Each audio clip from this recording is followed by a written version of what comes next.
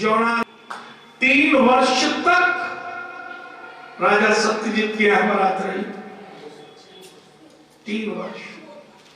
श्री राम जी 1 महीने रहे थे मिथिला नगरी में, 1 महीने, और 3 दिन 3 रात तो ब्याह पहले होते। जी को याद होगो, देखो भी होगो। फिर 2 दिन के हुए, फिर 1 दिन के, फिर 1.5 दिन के रह गए, अब तो 1.5 घंटा के। और साइन कर दे उसको 1.5 मिनट के। 3 वर्ष राजा ने खातिर की, इतना आनंद हुआ। 3 वर्ष बाद विदाई हुई, द्वारिका में पधारे। ये एक विवाह कृष्ण ने अपनी इच्छा से किया। ये 7 भीषण वैल क्या है हमारी काया में? काम, क्रोध, लोभ, मोह, राग, द्वेष, ईर्ष्या। काम को पकड़ो तो क्रोध हावी हो जाएगा, क्रोध को पकड़ो तो लोभ हावी हो जाएगा, लोभ को पकड़ो तो मोह पकड़ लेगा, मोह को पकड़ो तो राग पकड़ लेगा, द्वेष पकड़ेगा, कभी ईर्ष्या। कथा का पहला दिन 7 श्रृंगार किए हैं श्री जी ने हमारे। वाणी मिली पर इसमें क्रोध दे दिया, क्योंकि श्री जी तो माया है, दोनों ओर बहता है संसार। इस वाणी में प्रेम है तो क्रोध भी है। जिस दिन जीवन में तुम क्रोध पर विजय पालो, समझ लेना तुमने एक भीषण वैल बस में कर लिया। कान मिले तो लोभ मिला। कानों में क्या होता है? एक बहुत गरीब मित्र था, एक पैसे वाले से दोस्ती थी, बेचारा मदद करता रहता था, लेकिन ये शर्म के मारे गरीब मदद नहीं लेता था। उस अमीर मित्र को यही दुख था कि ये लेता नहीं है, मैं देना चाहता हूं तो भी, और दुखी रहता है पूरा परिवार। उस अमीर मित्र ने कहा, भैया मैं तेरे हाथ जोड़ता हूं, आगे तेरा भाग्य है, मैं तुझे एक लॉटरी का टिकट खरीद के देता हूं, खुल जाए तो वो मेरा अपना नहीं है, जो 5 रुपए का टिकट आए मेरे को तो वापस कर दे। अब लॉटरी का टिकट लिया, इस तारीख को लॉटरी खुलेगी, अखबार में देख लेना। अब वही तारीख आई, अखबार में नंबर मिलाया तो वही नंबर था जो उसकी टिकट पर था। आंखों से देखा। अब तो अपनी माता पिता भाऊ पुत्रों को इकट्ठा किया, मेरी इतने करोड़ की लॉटरी खुली है।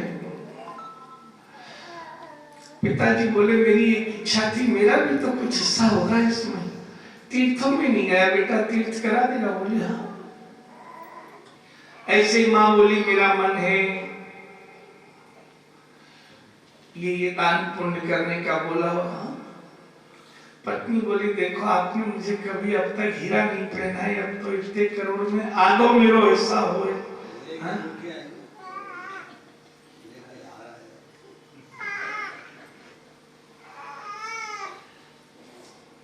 वो भी लिख लिया। बेटा बोला, बाइक नहीं वाली, सबका सब हिसाब कर लिया। हाँ कर दिया। मैया बोली, बड़े बड़े थैला सिलवा लियो टेलर से, 2 डंडे वाले जो पहलवान होते हैं ना, उनको साथ लेके जाना, नहीं तो कोई छुड़ा ले। अब तो वो पहलवान भी बॉक्सर तैयार कर लिए। दूसरे दिन सवेरे उठा, अखबार देखा तो उस पर लिखा था, जो कल नंबर लिखा था वो गलती से गलत छप गया था, असली नंबर ये है।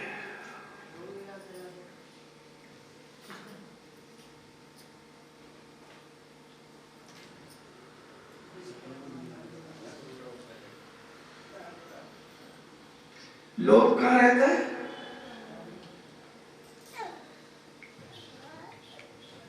कानून में। अगर इस लोभ को बस में करो तो समझो तुमने 2 बैल बांध लिया। नेत्रों में रहती है वासना और उपासना। अगर थोड़ी भी वासना रहे, वासना कहते हैं कोई सुंदर घर देखा, किसी का कपड़ा देखा, किसी की गाड़ी देखी, मैं भी इच्छा। जिस दिन पूर्ण तृप्त हो जाओगे, कोई इच्छा नहीं रहे, उनसे सुबह उठकर यही कहो, तेरी कृपा में कोई कमी नहीं है, मेरे कर्म में कमी क्या है। संतोष आ जाए नाकों में, जहां कोई चाहना न रहे। जब जाना ही खाली हाथ है तो जोड़कर क्या समझो, तुमने तीसरे बैल को जीत लिया।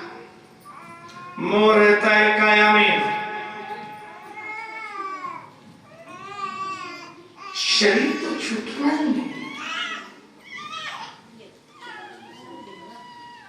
उससे प्रेम कैसा है? प्रेम उससे करो न छूटे, और वो केवल है सांवरा जो कभी न छूटे। समझो तुमने 4 बैल जीत लिए, मन में रहता है राग विराग अनुराग। जब राग और वैराग छूट जाए, मेरा और तेरा क्या छूटे? मैं ते मोर तोड़ते,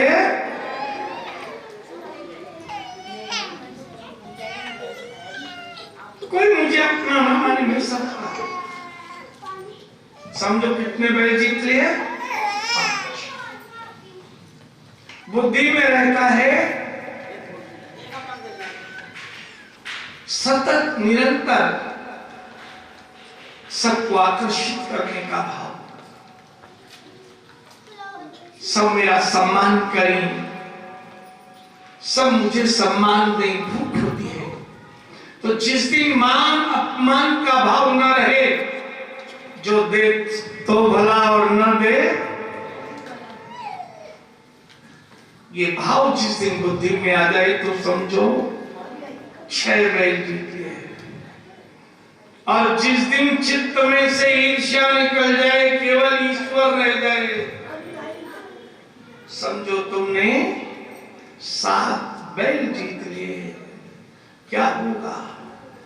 कन्हैया बारात सजा कर आएंगे और क्या कहेंगे, इससे तो मैं ही विवाह कर सकता हूं, और कोई अंग संग होना ही विवाह है।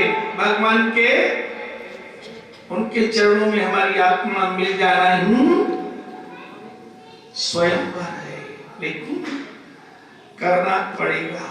वो नहीं कहेंगे वाणी दी मेरा नाम लो, कान दिए मेरी कथा सुनो, आंख दी मुझे देखो, मन दिया केवल मुझसे प्रेम करो, बुद्धि दी केवल श्रद्धा मुझसे रखो, चित्त मुझे दिया समर्पण मुझसे रखो।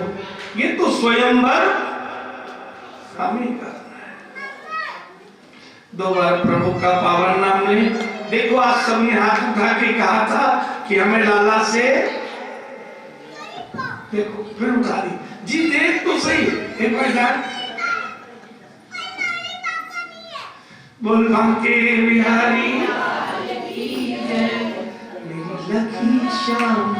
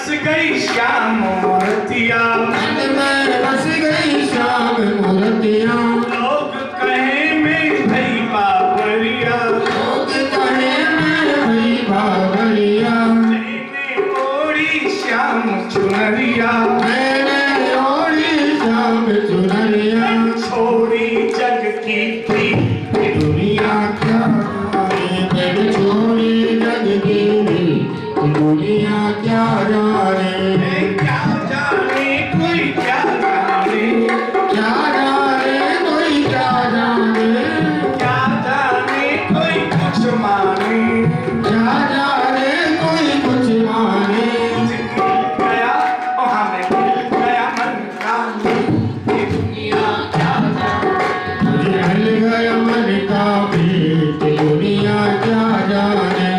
जय हो।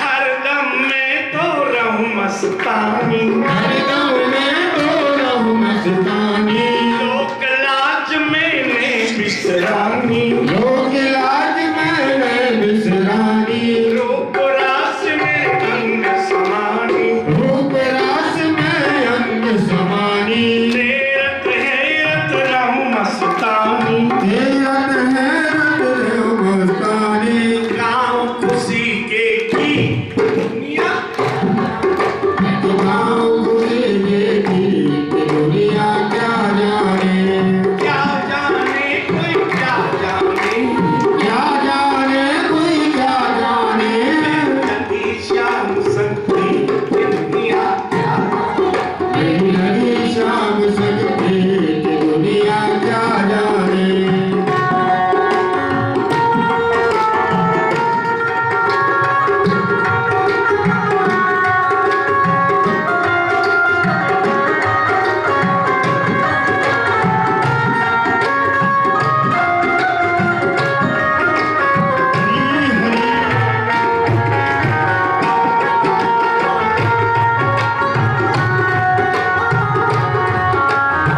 भूल गई कहीं आना जाना, भूल गई कहीं आना जाना, सारा जग लागे बेगाना, सारा जग लागे बेगाना, अब तो केवल गोविंद पाना, अब तो केवल गोविंद पाना, रूठ जाए तो इन्हें मनाना, रूठ जाए तो इन्हें मनाना, होगी प्यार की जीत ये दुनिया क्या जाने, अब होगी प्यार की गीत दुनिया क्या जाने, क्या जाने कोई क्या जाने, क्या जाने कोई क्या जाने, मिल गया मन का मीत ये दुनिया क्या जाने, मुझे मिल गया मन का गीत दुनिया क्या जाने। जय हो। हरि हरि।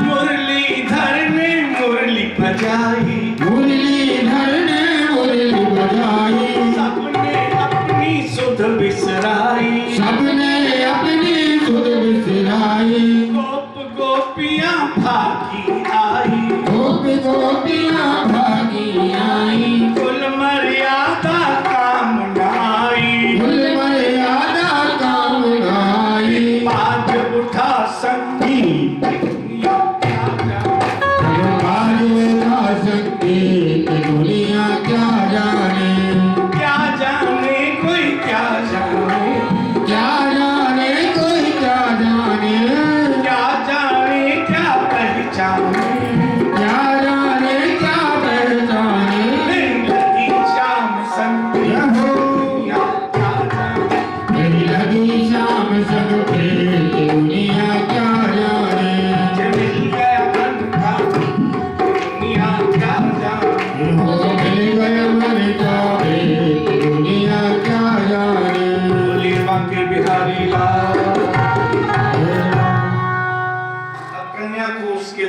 सिपाही ले आते, कोई माता पिता विरोध करते उसे भी जेल में, उस नगर का राजा करता उसे भी जेल। शक्तिशाली था भौमासुर। 16,100 कन्याएं हो गई बंदी, अनेक राजा प्रजा। एक दिन कृष्ण बलराम द्वारका की सभा में थे, बहुत से राजाओं ने आकर कहा भौमासुर दैत्य ने 16,100 कन्याओं को बंदनी बना रखा है, आप उन कन्याओं को बंधन मुक्त करें। द्वारकाधीश कन्हैया बोले मैं भौमासुर दैत्य का वध करूंगा। 2-4 दिन हुए, लाला ने बोली दादा कहो तो मैं भौमासुर को मारी हूं। बोले अकेलो मत जाइयो, संग में सत्यभामा जी को लेके जाइए, पत्नी पास रहेगी तो उत्पात नहीं होगा। अब कन्हैया गए सत्यभामा जी को लेकर राजा भौमासुर से बोले ये कन्या जो बंधनी है उनको मुक्त करो। भौमासुर दैत्य ने कहा द्वारकाधीश यदि इन कन्याओं को बंधनी को मुक्त कराना है तो पहले मेरे नगर के रक्षक 5 फनों के दैत्य मूर दैत्य से युद्ध करो, और जब उस मूर दैत्य को मार दो तो मुझसे युद्ध करो, और जब मैं मारा जाऊं तो इन बंधनी कन्याओं को मुक्त करो। भगवान कृष्ण ने कहा ठीक है मैं युद्ध करूंगा। सत्यभामा जी को एकांत में बिठाकर मूर्दैत्य से युद्ध किया और 5 फन वाले उस सर्प मूर्दैत्य को मार दिया। और भगवान का यहाँ एक नाम पड़ा मुरारी, मुरारी। और ये मूर्दैत्य क्या है? जो हमारी इस काया की रक्षा करते हैं, पृथ्वी, जल, वायु, अग्नि और आकाश, ये हमारे 5 रक्षक। पुनः भौमासुर दैत्य से युद्ध किया। भौमासुर दैत्य किसे कहते हैं? जो जन्म देकर पालन करे और फिर मार दे। जो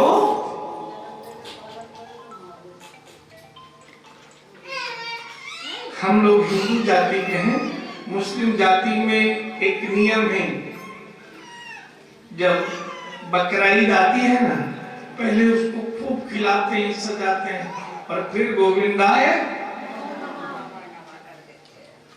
ये संसार कैसा है? ऐसा ही है।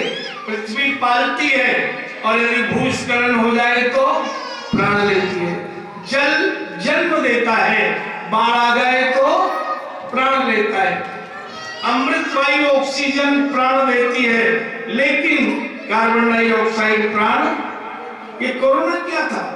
ऑक्सीजन कम हो जाती थी, कार्बन डाइऑक्साइड बढ़ जाती थी, और गोविंदाय। अग्नि धूप से रक्षा करती है, और अग्नि में हम चले जाएं तो चारों ओर लग जाए, हम फंस जाएं तो दैत्य उसे कहती है जो हमें पाले। और ये आकाश जब बिजली इसके टुकड़े करती है और ये भूमि पर गिरता है तो प्राण लेता है ना। बिजली गिर गई, आकाश गिर गया, इसलिए इसको कहा गया है कि ये संसार दैत्य की भांति है। दूर से तो इससे रक्षा होती है, और आप देखें एक दूसरे से शत्रुता है, अग्नि भी है और पानी भी है, पर एक दूसरे के शत्रु है। इसी संसार में वायु भी है, अग्नि को अगर तेज देना हो और आंधी चल जाए, अग्नि बुझा पाएगा कुछ? जब लंका जली तो 49 मरुतगण साथ में आ गए, बोले हनुमान जी आप अकेले क्यों जलाते हो, हमें ना पानी पेट्रोल हो जाए। दैत्य का वध किया, भौमासुर दैत्य से युद्ध से भी मार दिया। सत्यभामा जी से कहा कारागृह खोल के 16,100 कन्याओं के घर का नाम, पता, पिता का नाम पूछ लो, मैं रथ की व्यवस्था करता हूँ। इन कन्याओं का बंधन छूट गया, इन्हें इनके घर भेजना है। कथा ध्यान से सुनो। अब सत्यभामा जी गई और सबको कारागृह से खुला, बोले बंधन मुक्त हो गए, भौमासुर मारा गया। सब कन्याओं से कहा कतार में खड़ी हो जाओ। कन्याओं ने तभी कहा भौमासुर दैत्य को किसने मारा? आजकल की छोरी होती तो कहती माय डियर, लेकिन वो तो मर्यादा में है। धीरे से अपना आंचल ओढ़ा, मानो कह रही हो जो मेरे स्वामी हैं, जो मेरे पति हैं, मर्यादा लोक लाज बता दी। अब सब समझ गई छोरियां, ये नाम नहीं लेंगी पति का कौन है। आप कहां रहते हो? हम द्वारका में रहते हैं। क्या करते हैं? वहां के राजा हैं।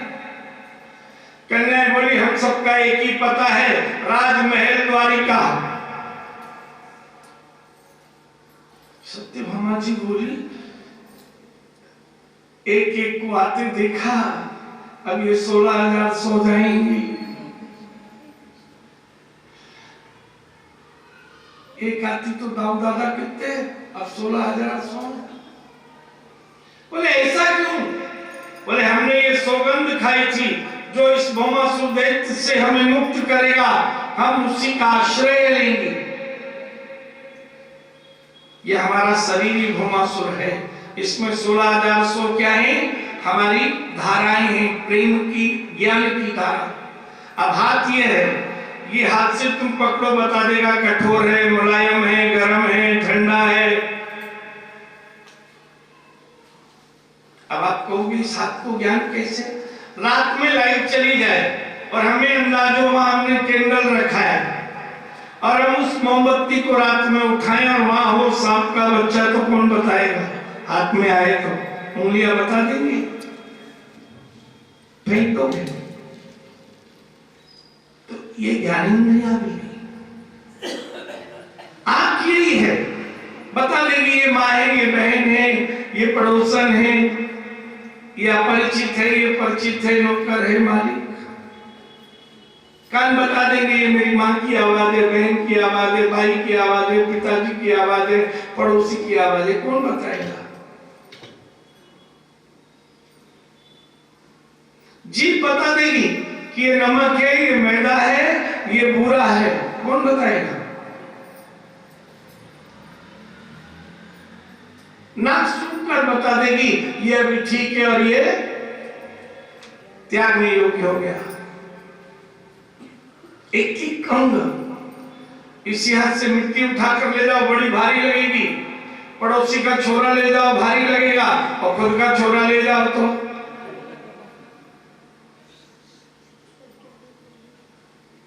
20 किलो पानी की बोतल ले जाओ या सिलेंडर ले जाओ, भारी लगेगा। और कोई 50 किलो रुपए की गड्डी आपको दे देगा,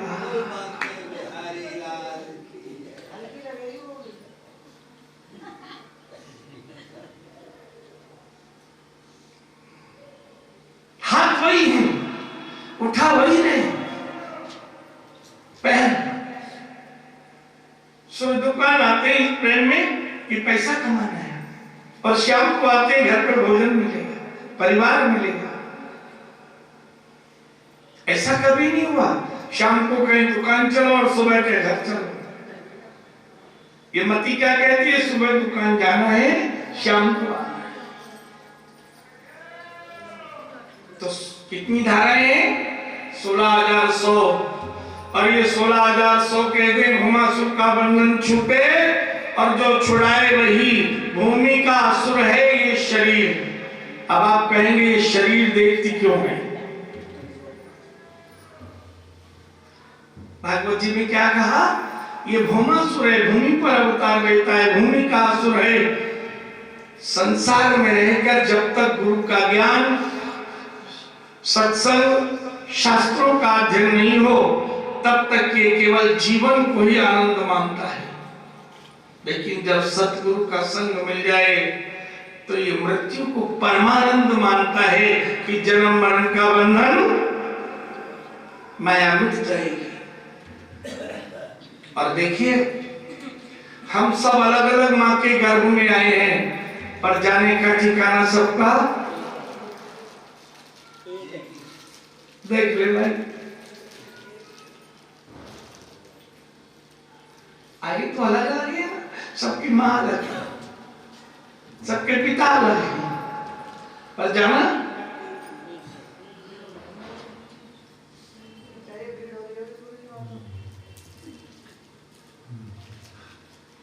अरे इतने बड़े हैं उतने रूप धारण कर लेते हैं। कल कथा सुन तो रहे थे, जितनी कन्याएं उतनी कन्हैया, जितने भगत उतने ही।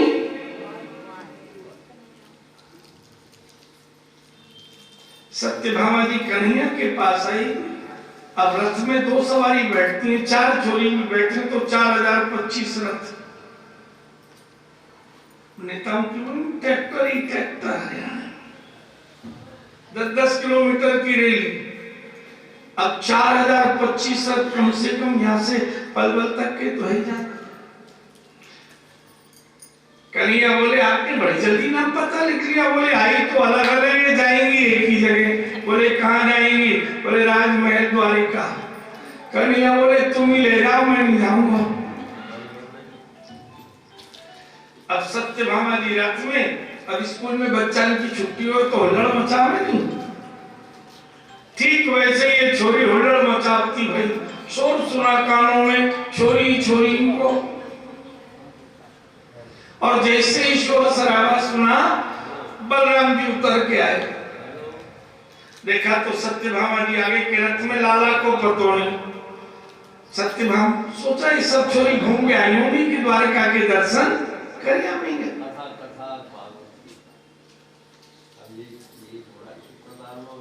द्वारका दर्शन का भाव हुआ, चरण छुए सत्यभामा जी। बोले ये छोरी, बोले सब यहीं आइए यहीं रहेंगे। बोले पहले एक एक ला दो, अब एक बार नहीं, इकट्ठी ले आ। बोले कहाँ है? बोले वो आपके डर के मारे नहीं आए।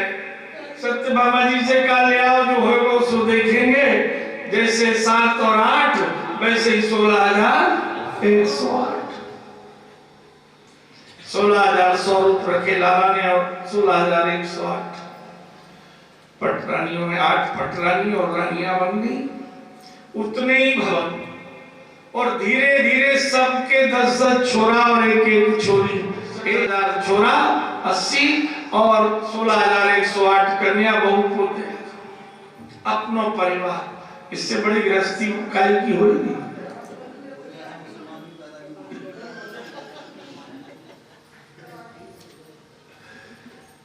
ये हमारे लाला ने अपना ही वंश बढ़ाया। द्वारिका में आनंद से रहते। सुखदेव जी कहते हैं एक बार नारद जी को पता लगा कि लाला के 16,108 ब्याह हैं। नारद जी ने सोची मेरा तो एक ब्याह हो रहे हो तो होने नहीं दियो। आपने कथा सुनी ना रामायण, और खुद के 16,108 कर लिए। मेरा नाम भी नारद नहीं, अगर मैंने ऐसी लड़ाई लड़ाऊंगा कि सब की सब घर से बाहर लाला को निकाल देंगे। अब नारद जी मन में सोच के आए ईर्ष्या के साथ। द्वारका के हर भवन की 108 सीढ़ी है। 108 सीढ़ी चढ़े नारद जी, सामने रुक्मणी के साथ में कन्हैया, रुक्मणी चरण दबा रही। नारद जी को देखा, वैसे ही बुलाया तो नारद जी ने कृष्ण प्रेम कराया था। कृष्ण प्राप्ति नारद जी से ही हुई थी। बोले देव ऋषि पधारो पधारो, मैं तो कब से खोज रही थी आपका स्वागत करने को। नारद जी ने कही देखो ये आंख बंद कैसे हो रहा है। बोले मैं रुक्मणी जी आऊंगा, दूसरे घर में चलू जा नहीं हो। अब 108 सीढ़ी उतरे और दूसरी 108 चढ़े। सत्यभामा जी का घर था। यहाँ छोटे बालकों के संग चौसर खेल रहे। ओहो, सोवे वहां और खेले यहाँ। फिर 108 सीढ़ी उतरे, फिर 108 चढ़े। फिर लाला को देख लियो मित्रविंदा के साथ। बोले इधर के घर में बगल से रास्ता होगी, अब मैं सड़क पार करके उधर के भवन में जाऊं। और नारद जी उधर के भवन में गए। थोड़ी सीढ़ी चढ़े तो देखा बीच सीढ़ी पे एक घूंघट करके जोर जोर से रो रही। अब नारद जी ने संत दया आई, बोले काहे को रो रहे हैं, जाओ जाओ मुझे रोने दो। अरे मैं कोई ऐसा वैसा थोड़ी हूं, ब्रह्मा जी का पुत्र हूं, मेरा नाम नारद है। अब तो और जोर से रोई, बोले इसलिए रो रही हूं कि तुम्हारे पिताजी ने मेरे साथ अच्छा नहीं किया। नारद जी बोले मेरे पिता ब्रह्मा जी ने क्या किया? बोले आपके पिताजी ने मुझे सुंदर बनाया, मैं थोड़ी बड़ी हुई तो घुमासुर देखते ले गया, और जब वहां से आए तो ब्याह किया। केवल पति के चरण के पीछे की एड़ी देखी है पीतांबर के नीचे, और तो मूवी नहीं देखो। 50 बरस है गई, कितनी हो? बोले 16,108। बोले एक साल में 365 दिन हुए और बीच बीच में त्योहार पड़े। अगर 2-2 दिन भी कहीं या कहीं रहे हो तो 100 वर्ष में त्योहार बार में कहीं हो गए। अब तो ये और जोर जोर से हुई। नारद जी बोली रोवे ना, एक उपाय बताऊं, संतु ना साधन बताऊं। देख तेरे फेरे कर लिए पर तेरो पति आज तक नहीं मिलो, मैंने तो फेरे भी नहीं किए, अगर तेरो मन होए तो तू एक लो हूं, कोई नहीं है। अब वो घूंघट में बोली ब्याह तो कर लेती, पर आप ये जो चंदन लगाओ, जो गले में माला पहनो, मुझको अच्छी ना लगे, राजा जैसे सुंदर लगते हैं वो। द्वारकाधीश और कहा नारद जी बोले अभी हटाए दे, झट चंदन पहुंच दियो, माला उखाड़ के तोड़ के धर दी। बोले जो तानपुरा बजाओ ये भी एक धड़ाके में वो आपकी दाढ़ी भी अच्छी नहीं लगती, वो भी उखाड़ के धर। बोले अब, बोले मैं अंदर से वस्त्र लाऊं, एक बार आप सुंदर वस्त्र पहनो, मुझे जम गए तो फिर मैं हाँ कर लूंगा। अब भगवान कृष्ण के ही वस्त्र लाके अब बढ़िया पीतांबर पहना, शेरवानी पहनी, बाजूबंद पहने, गले में कंठा, माथे पे मुकुट, और टेढ़े मेढ़े भी एकदम सीधे। बोले अब देख ले। ये स्त्री बोली कि मुझको शर्म आ रही है आपको देख रहे हो, आप आंख बंद कर ले। नारद जी ने आंख बंद कर ली मुस्कुराते हुए, बोले आप आंख मत खोलियो, नेक अपनो हाथ मेरे हाथ में दे। अब नारद जी ने कहा ठीक है, आंख बंद, हाथ में हाथ दिया। नारद जी ने सोची स्त्री को हाथ तो छोटो हो, ये हाथ तो मोटो सो दिख रहा, और जैसे ही आंख खोली तो कन्हैया खड़ो गए जातारी के। नारद जी मैं वाई को वो वस्तु दूं जो जिसको शोभा दे।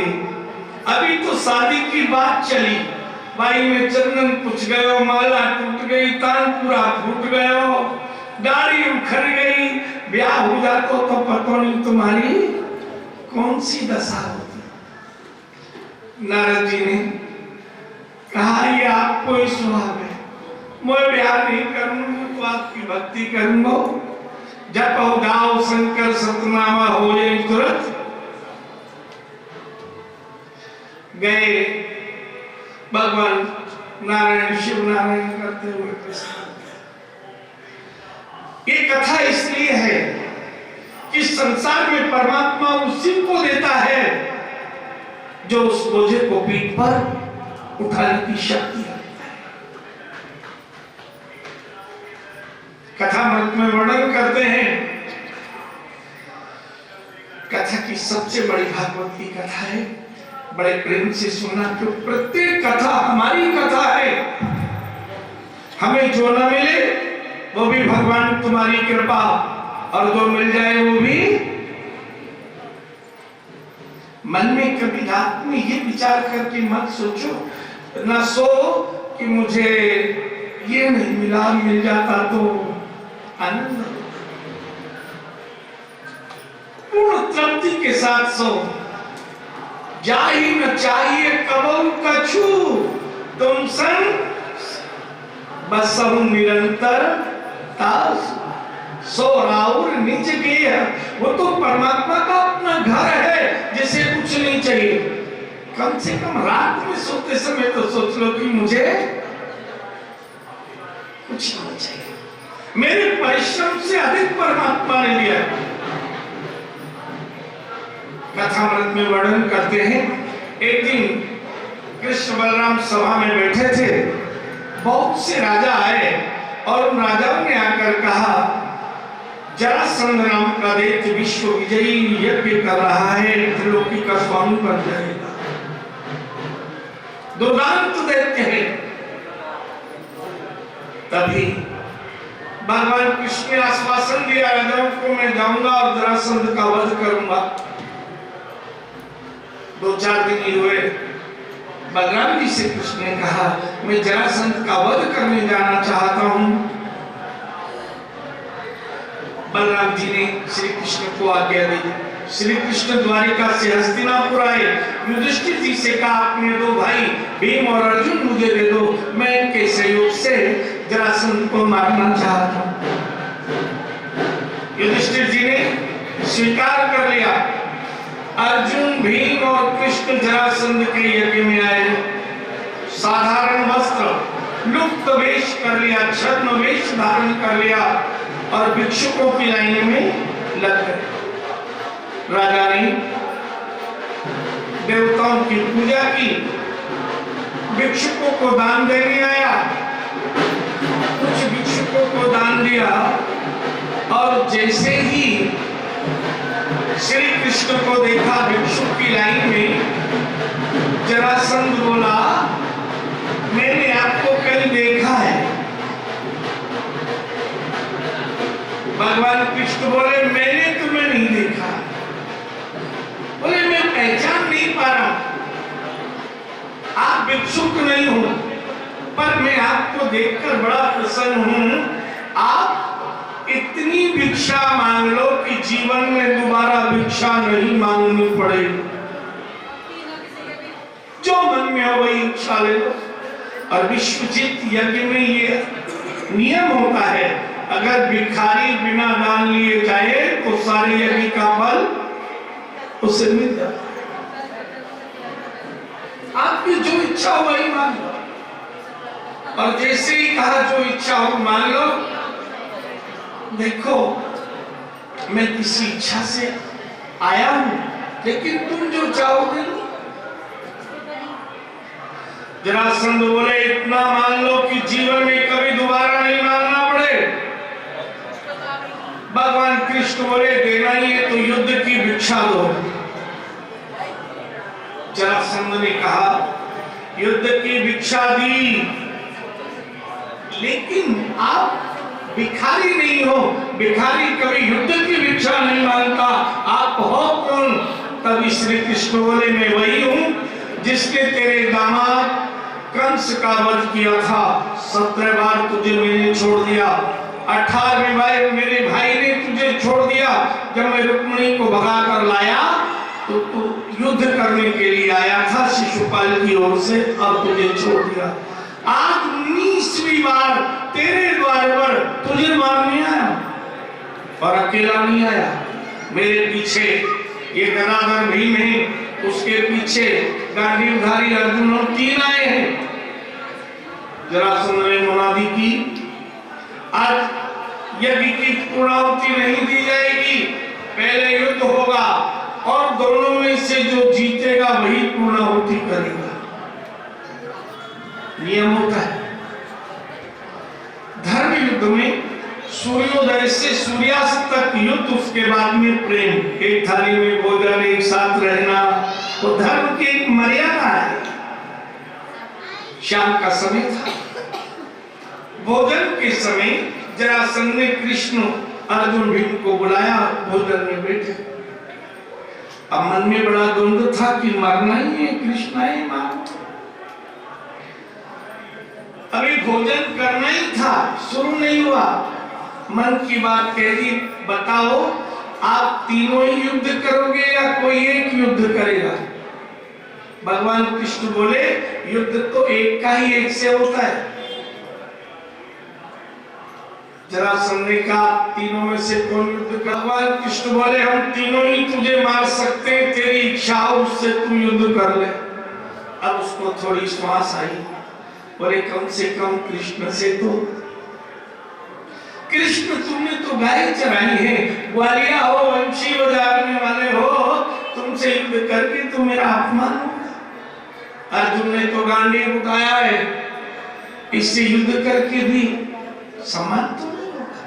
हाँ, ये जो गदाधर भीम है, 10,000 हाथियों का बल, ये भी 100 है, मेरे लायक नहीं है, मैं भीम से युद्ध करूंगा। स्वीकार। दूसरे दिन भीम जरासंध का युद्ध हुआ, हार जीत ही नहीं हुई। शाम को युद्ध करके आए, दूसरे दिन फिर युद्ध, 27 दिन तक युद्ध चला। भीम 27 दिन शाम को बोले 27वें दिन मैं कल से युद्ध नहीं करूंगा, रोज जाओ मारो पिटो और आ जाओ, नहीं तो होता।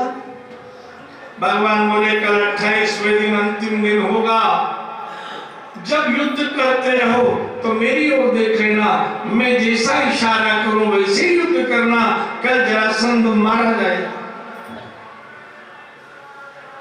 सुबह युद्ध हो रहा था, युद्ध करते करते कृष्ण की ओर देखा, कृष्ण ने एक तिनका उठाया, बीच में से 2 किया छोड़ दिया।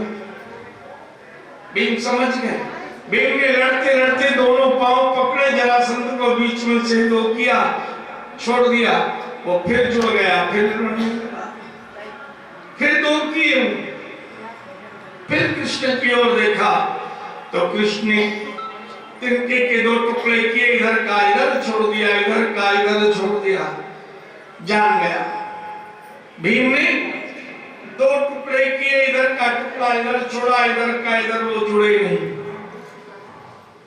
एक कथा सबने सुनी है, ये हमारी कथा है। जरासंध हम ही हैं, माता पिता के रजबीर रूपी जड़ की बूंदों से ये काया बनी है, ये जड़ों की संधि से बनी है, ये जरासंध है, और ये जरासंध को 3 ही मार सकते हैं, कृष्ण, अर्जुन और भीम।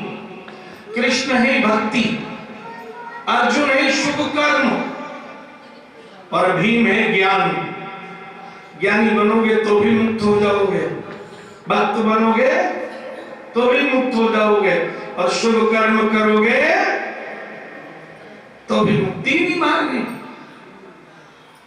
जो एक मार्ग चुन लो, केवल मैं शुभ कर्म करूंगा मोक्ष हो जाएगा, मैं केवल ज्ञान का अर्जन करूंगा मोक्ष हो जाएगा, मैं केवल भक्ति करूंगा, जरासंध को 3 ही मार सकते हैं, भक्ति, ज्ञान और शुभ कर्म। आप लोग 8 दिन से कथा सुन रहे हो, और इस कथा में घनश्याम सिंह जी ने क्या किया है, बीच में से 2 जो परिवार और व्यापार में थे उनको भजन में ले आए, और जो शरीर का प्रेम, परिवार का, व्यवहार का, व्यापार का प्रेम था, वो प्रेम परमात्मा से करा दिया। परिवार से, व्यापार से 4 घंटे 6 घंटे कुछ भी छोड़ा, और कल से फिर युद्ध होने लगेगा। फिर कभी कोई सत्संग होगा, फिर दूसरा संत ऐसी अलग करेगा, फिर जुट जाओगे, फिर युद्ध करने लगोगे। लेकिन बीच में से कोई संत अलग करे और ये ज्ञान मिल जाए, भगवान ने यहां छोड़ा है और यहां रहकर हम भगवान का ध्यान करें, तो वापस संसार में जन्म, शरीर यहां मिला है, यहां रहने दो, आत्मा वहां से आई है, वहां रहने दो। सरलता से समझो।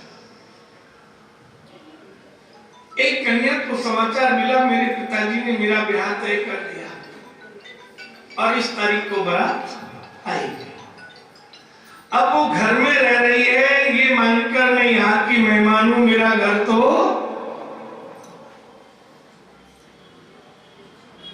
वहां मिलेगा। अब वो घर में जो मिल जाता है वही खा लेती है, रात में भी नींद नहीं आती। 20 दिन रह गए, दूल्हा आएगा ले जाएगा, 10 दिन रह गए, 5 दिन, कल तो आने ही वाला है। अब शरीर कहाँ है उसका? मायके में, लेकिन मन बुद्धि चित्त कहाँ है? अभी देखा नहीं उनको, केवल कान से सुना इतनी बड़ी कोठी है, इतने नौकर हैं, इतना व्यापार है।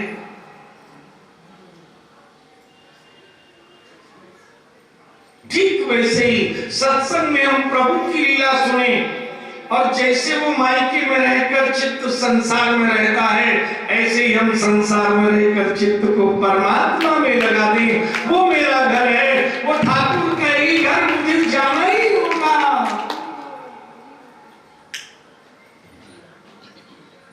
मोक्ष होते देर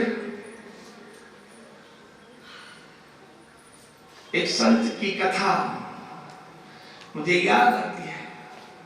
संत तुकाराम विठल जी का ध्यान करते थे और कीर्तन करते तो ऐसा मन लग जाता कोई बात ही याद नहीं रहती। एक दिन पत्नी बोली घर में खाने को कुछ नहीं, शाम को आना तो खाने को लाना, ये तो कुछ नहीं मिलेगा।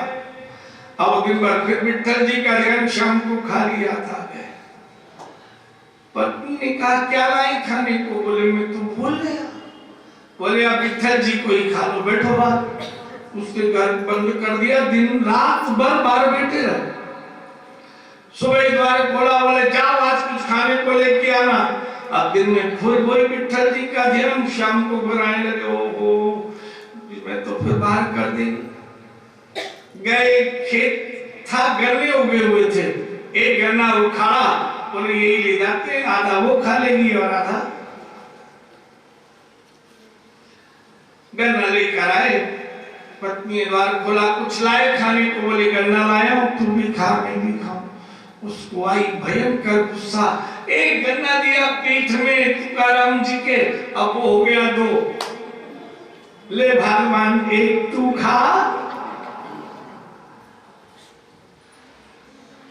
वो दशा आ जाए, जा मैं ना रहूं, तुम ना रहो, मैं तुझे देखूं, तुम मुझे देख, और देखते देखते हो जाएंगे।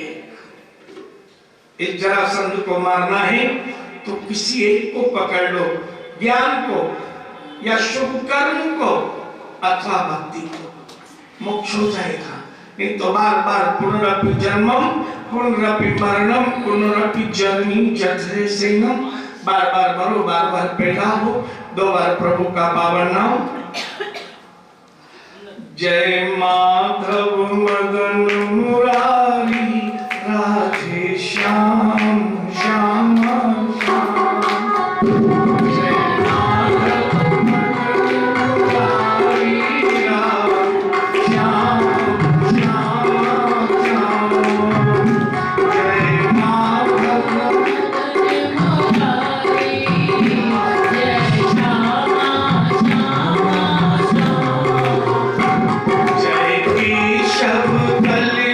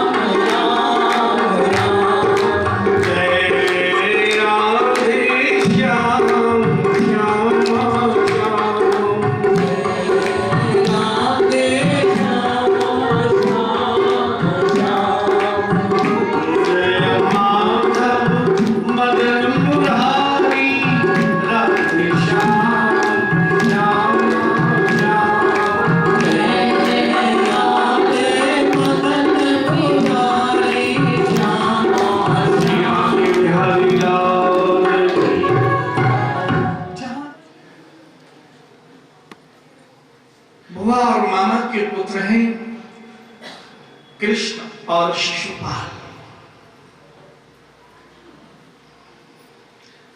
भगवान श्री कृष्ण ने जरासंध को मारकर सारी संपत्ति ले आए यज्ञ पूर्ण करके, और युधिष्ठिर जी से कहा कि तुम विश्वजित यज्ञ करो और विश्व के स्वामी बनो। अब नियम होता है, यज्ञ करते हैं तो पहले अपने प्रधान कुल देवता की पूजा करते हैं। आप लोग भी सुबह करते हो, पहले आरंभ में कुल देवता की पूजा। कुल देवता का पूजन होना था, सभी देश के राजाओं को बुलाया गया था, शिशुपाल भी आए हुए थे। और जैसे ही पांचों पांडवों को आज्ञा दी कुल देवता की पूजा करो, चौकी बिछा दी, चौक तोड़ दिया गया। और तभी पांचों पांडव भगवान कृष्ण के पास गए और जाकर कहा, आप भी हमारे कुल के रक्षक कुल देवता हो, हम तो आप ही की पूजा करेंगे। शिशुपाल ने विचार किया, द्वारका छोटा सा नगर और चेदी देश का राजा हूं मैं, इतना बड़ा देश है मेरा पूजन नहीं किया पांचों पांडवों ने। ईर्ष्या जागी, कन्हैया चौकी पर बैठे, उनका पूजन हो रहा और ये गालियां दे रहा।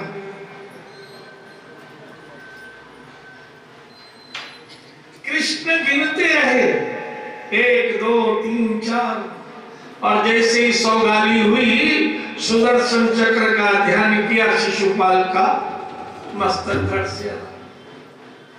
ये बुआ के पुत्र थे। जन्म हुआ तब इनकी 4 हाथ थे और 4 आंखें थी।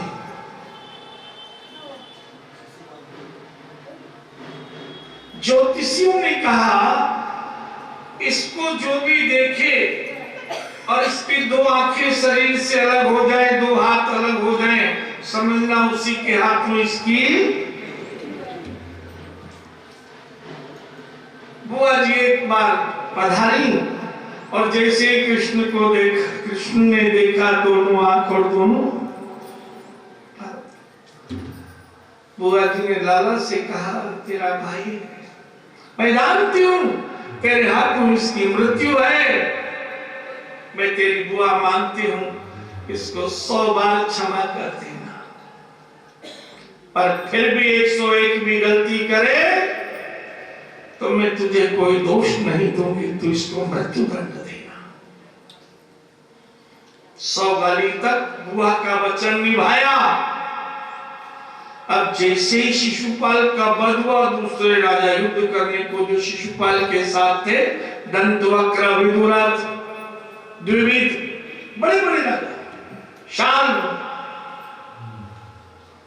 भगवान कृष्ण ने सबका, दुर्योधन को बड़ी इच्छा हुई,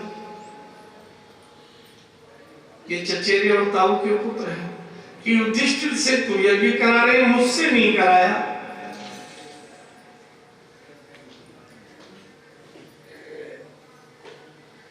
भगवान ने उसको भी सम्मान दिलाने के लिए, जैसे अपनी कलश यात्रा होगी ना, तो पहले क्या था, नदी नहर पर जाते थे, वही स्नान करते थे और फिर कलश भरते थे। आजकल तो पंडित जी जल छिड़क देते हैं, बोले हो गया स्नान, कलश उठाओ। उसको कहते हैं अवव्रत स्नान करना। रोज नहाते हो शरीर संसार को दिखाने के लिए, उस दिन नदी पर नहाते भगवान को दिखाने के लिए। किस लिए नहाते थे? तीर्थ में स्नान क्यों करते हैं? गंगा जी का स्नान कर जाते हो, यमुना जी का, कि आज भगवान हमको देखेंगे, आज और हम भगवान को देखेंगे, आज भगवान के लिए सज रहे। तो अवव्रत स्नान। अब क्रोध आ रहा था दुर्योधन को, भगवान ने नेत्रों में भ्रांति कर दी, जल में थल दिखने लगा और थल में, अब पानी देखकर तैरूं, ऐसा सोचे तो धचा कह जाए तो भूमि, और भूमि देख के चलूंगा तो डूब जाए।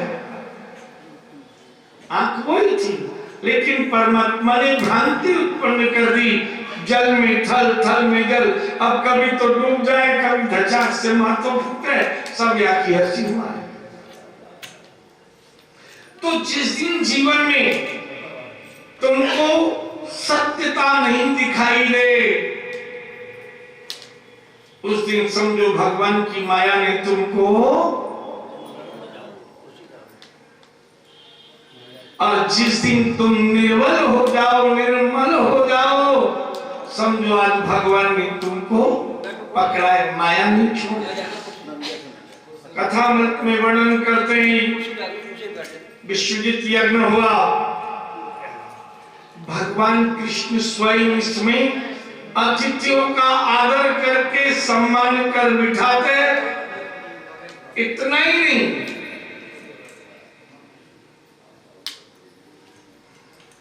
भोजन करने के बाद उनकी झूठी पत्तल उठाते। भगवान दो ही कार्य करते थे। यज्ञ का फल चाहिए, यजन का, तो जो ब्राह्मण अतिथि आए हो उनकी छुटन से काया भी छूट जाए, मुख नहीं केवल काया, तो भी पुण्य की प्राप्ति होती। कथामृत में वर्णन करते हैं, प्रश्न किया 33 करोड़ देवता है, 33 कोट,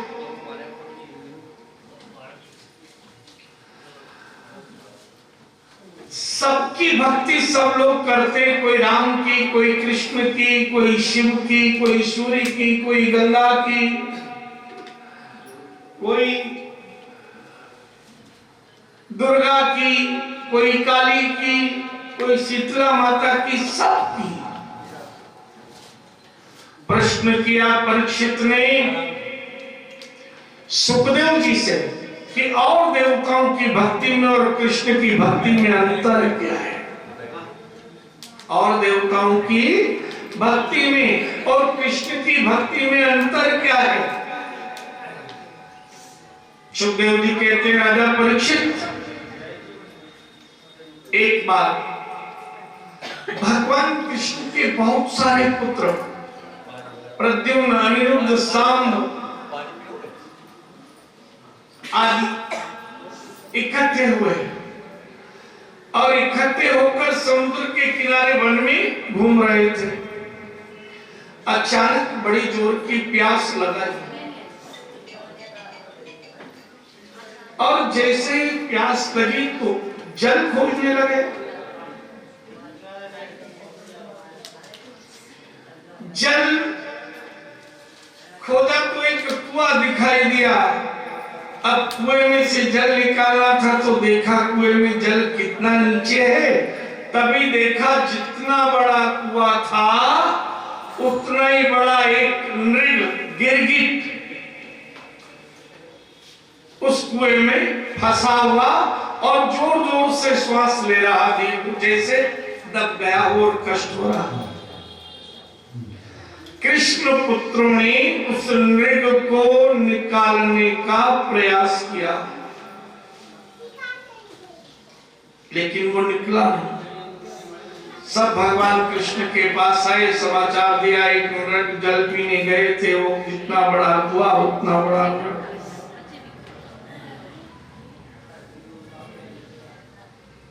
भगवान कृष्ण स्वयं आए और जैसे नृग को जिन हाथों में वामन बनकर बलि से दान लिया था, उन्हीं हाथों से उस नृग को स्पर्श किया, सुंदर देह धारण करके प्रकट हो गया। कृष्ण को नमन किया तो राम था। राजा परीक्षित, ये नृग पूर्व जन्म में भी इक्ष्वाकु वंश में राजा नृग ही था, कृष्ण का भक्त।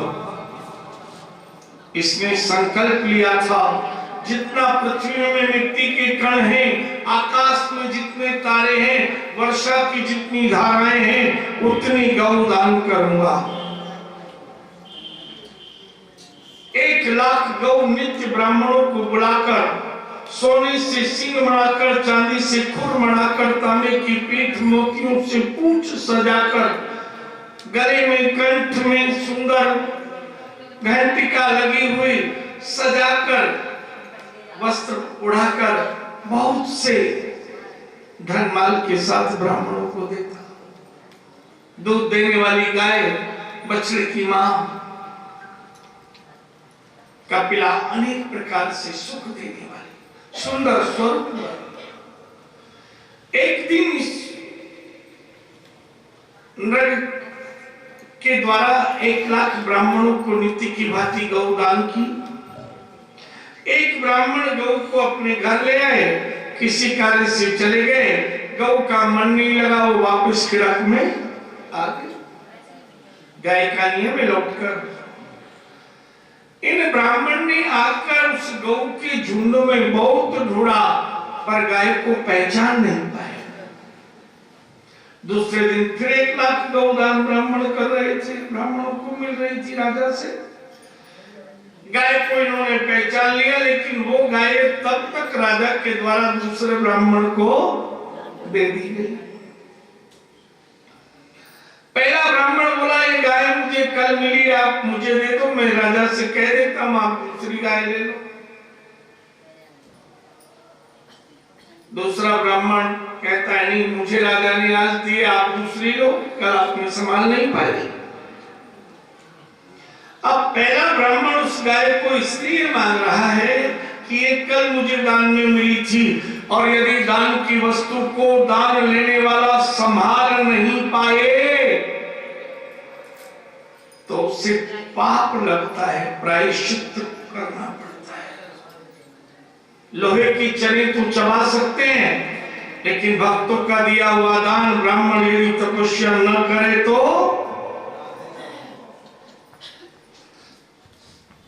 लोहे के चने से तो केवल दांत टूटेंगे, लेकिन जो दान बिना भजन के लिया है उससे काया, माया, परिवार सब नष्ट हो जाएगा।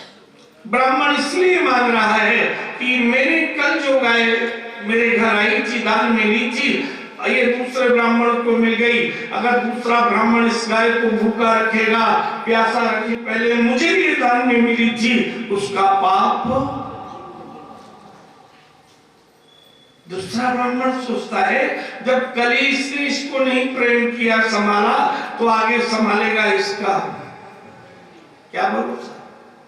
अगर ये भूखा प्यासा रखेगा तो पाप मुझे भी लगेगा। दोनों में निर्णय नहीं हुआ। दोनों धर्मिष्ठी ब्राह्मण थे। राजा के पास शिकायत गई। राजा ब्राह्मणों का भक्त था, बोले मैं कोई आदेश नहीं दे पाऊंगा, आप दोनों में से कोई एक गाय ले लो, दूसरा बदले में चाहे जितनी गाय, चाहे जितना धन ले लो, निर्णय आपस में कर लो। अब दोनों ब्राह्मण धर्म की रक्षा के लिए दोनों ब्राह्मणों में विवाद हुआ, झगड़ा हुआ। जो ताकतवर था वो गाय लेकर चला गया, और जो कमजोर था वो रोता बिलखता, धर्म का दोष मुझे लग गया, दान में लेकर भी मैं संभाल नहीं सका उस गौ मां को, मुझे पाप लगेगा, ऐसा भयभीत होकर लौट आया। कालांतर में राजा की मृत्यु हुई। धर्मराज के दरबार में पहुंचे। धर्मराज के प्रधान चित्रगुप्त मंत्री ने कहा, पुण्य तो इतने ही राजा, तुम कल्पों तक स्वर्ग में रहोगे, लेकिन एक पाप भी हो गया है, उसके कारण तुम्हें नरक में जाना पड़ेगा। बताओ राजन, पहले नरक में जाना चाहते हो या स्वर्ग? राजा ने विचार किया, दुख के बाद सुख आता है, उसमें आनंद रहता है, लेकिन कहीं सुख के बाद दुख आए तो सहा नहीं जाता। पहले मैं नरक में जाऊंगा। राजा की गलती क्या थी? जब शिकायत राजा के पास गई तो निर्णय दे सकता है। एक डाकू किसी को मार दे या कोई किसी को मरवा दे, उसे हत्या का दोष लगता है, मारने वाले को भी और जिसने मारने के लिए कहा है, दोनों को।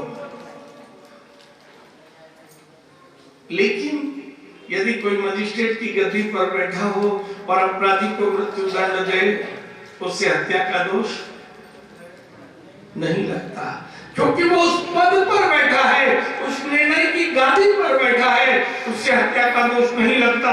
वो अपने पद पर है, राजा अपनी गादी पर था, वो निर्णय देता, उसे दोष नहीं लगता। यही उसकी गलती थी। राजा मृत बना, उस पाप का प्रायश्चित भगवान ने आकर उससे मुक्त कर दिया। ऐसा कोई भी कृष्ण के अलावा देवता नहीं है। यदि उसके भक्त से अपराध हो जाए और उस पाप का फल भोगना पड़े तो पूरा पाप का फल उसे भोगना पड़ता है, पुण्य का भी पूरा फल मिलता है। लेकिन कृष्ण की भक्ति करे, कोई भूलवश अपराध हो और उसे उसके लिए नरक में जाना पड़े तो श्री कृष्ण खुद हाथ बढ़ाकर उसे वापस निकाल। ऐसा कोई दूसरा देवता नहीं। कृष्ण की भक्ति में और देवताओं की भक्ति में यही अंतर है। दो बार प्रभु का पावन नाम लें और प्रार्थना करें कि हमने भी कृष्ण भक्ति 4 दिन में सुनी है और कृष्ण कृपा करें। अगर किसी पाप से हमें ये संसार मिला हो, कर्म बंधन से, तो उस बंधन से मुक्ति कर, जैसे राजा नृत्यों कुएं से बाहर निकाला था, हमें भी इस संसार सागर से बाहर। मैंने कितने जन्म लिए सावरिया तेरे लिए,